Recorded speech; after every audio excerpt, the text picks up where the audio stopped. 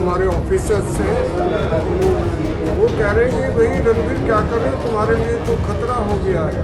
London से telephone आया है अभी, इनके खिलाफ कुछ न कुछ कार्रवाई हो सकती है।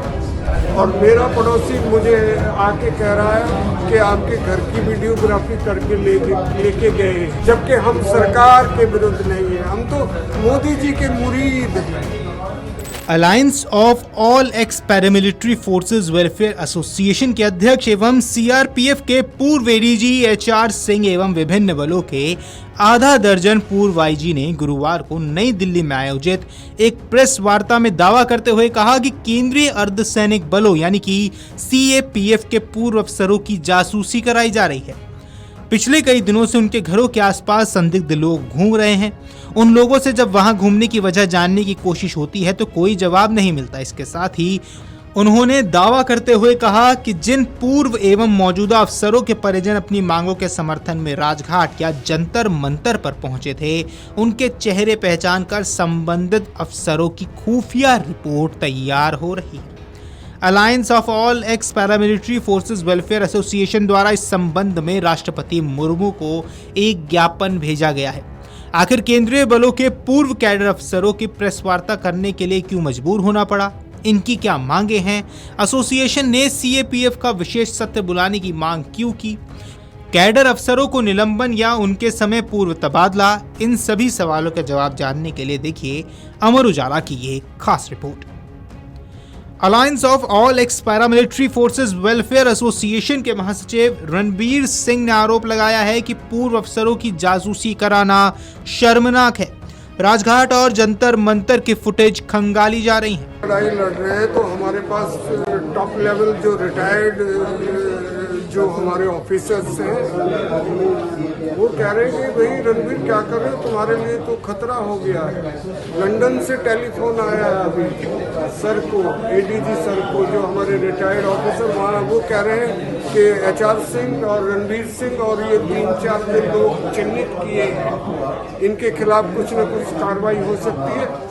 और मेरा पड़ोसी मुझे आके कह रहा है कि आपके घर की वीडियोग्राफी करके लेके गए हैं। बताइए हम क्या अपराध। कल ही एडीजी एचआर सिंह ने मुझे बताया कि भाई थोड़ा सावधान रहिए, यहाँ नौकर बता रहे हैं कि कुछ लोग आपके एडीजी एचआर सिंह की वो जो है वीडियोग्राफी किए, फोटो वोटो उतारे।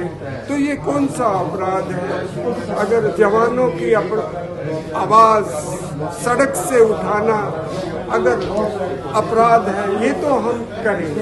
ये आपके घर के बाहर? हाँ, यस, मेरे घर के बाहर की जो है, मेरे पड़ोसी ने खुद आके बताया कि आपके आज वीडियो लेके गए, फोटो लेके गए। कौन थे वो लोग, अननोन लोग? वो तो ये हम लगता है कि गवर्नमेंट शायद घबरा गई है इस छोटे से आंदोलन को और वीरांगनाओं के जो दस्तक दी पिछले 44 दिन में 3 धरने में। पुलिस ने कंप्लेंट जब देना जब हम उनके फोटो हमारे पास आ जाए कि साहब ये आदमी है, पुलिस तो मांगती है ना गवाह, तो लेकिन हमारे को पीछा किया जा रहा है। हमारे इस तरह की सूचनाएं बराबर हमें मिल रही, जबकि हम सरकार के विरुद्ध नहीं है, हम तो मोदी जी के मुरीद हैं, ऐसा भी नहीं। वहीं आईटीबीपी के पूर्व आईजी आनंद निम्बाडिया ने कहा इस मामले में एक एसआईटी गठित हो, वह इस प्रकरण की जांच करे। आज हम यहाँ पर आए हैं, एकत्रित हुए हैं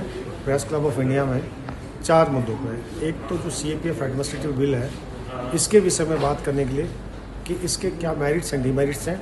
मेरिट्स को दिखाई नहीं दे रही, डिमेरिट्स ही हैं, क्योंकि इसमें जनरल एडमिनिस्ट्रेशन को छोड़कर सब कुछ है, जबकि इसमें आना चाहिए था लीव रूल क्या है, हमारे फाइनेंशियल रूल क्या है, और हमारी जो है इसके बाद हमारी ट्रांसफ़र पॉलिसी क्या है, ये सब इसके अंदर एड्रेस होना चाहिए, जब तो एडमिनिस्ट्रेशन का आएगा।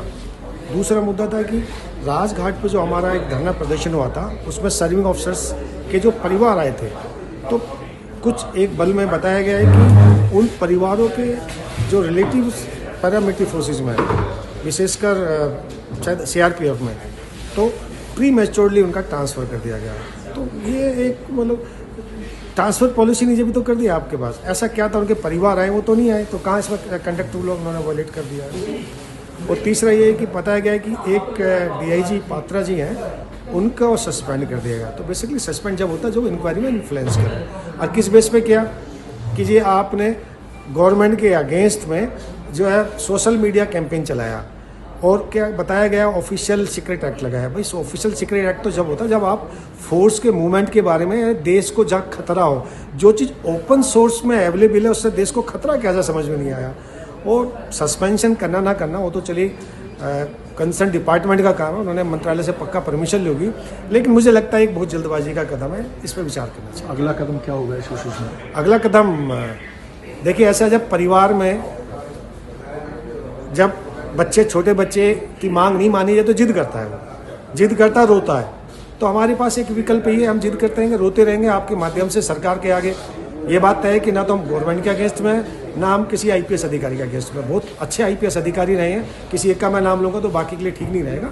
अब बहुत उनसे सीखा ऐसा नहीं है, लेकिन ये मांग जो हम आगे करते रहेंगे, कोर्ट भी जाएंगे ऐसी बात नहीं है, लेकिन कोर्ट जाने से पहले आपके माध्यम से सरकार से निवेदन करते रहेंगे, हम बिल्कुल किसी चीज़ के अगेंस्ट में नहीं। सीआरपीएफ के पूर्व एडीजी एचआर सिंह ने कहा, एक डीआईजी का निलंबन और 20 अफसरों का तबादला ये भेदभावपूर्ण कार्रवाई है। डीआईजी बीसी पात्रा, जिन्हें एनएसजी से वापस आने के बाद त्रिपुरा में तैनात किया गया था, उन्हें सीसीएस रूल 10(1) के तहत सस्पेंड कर दिया गया। उनके खिलाफ जांच शुरू कर दी गई। सिंह के मुताबिक पात्रा एवं दूसरे अफसरों को जानबूझकर प्रताड़ित किया जा रहा है। इन अफसरों ने सरकार या किसी शीर्ष अफसर के खिलाफ बयान नहीं दिया है। कैडर अफसरों ने अपने हित को लेकर कानूनी दायरे में अपना पक्ष रखा था। सरकार को सीएपीएफ के कैडर अफसरों की जायज मांग को पूरा करने की तरफ आगे बढ़ना चाहिए। वीडियो डेस्क अमरउजाला.com। अगर आप ये वीडियो YouTube पर देख रहे हैं तो हमारे चैनल को सब्सक्राइब कर बेल आइकन दबाएं, और Facebook पर देख रहे हैं तो हमारे पेज को लाइक करें।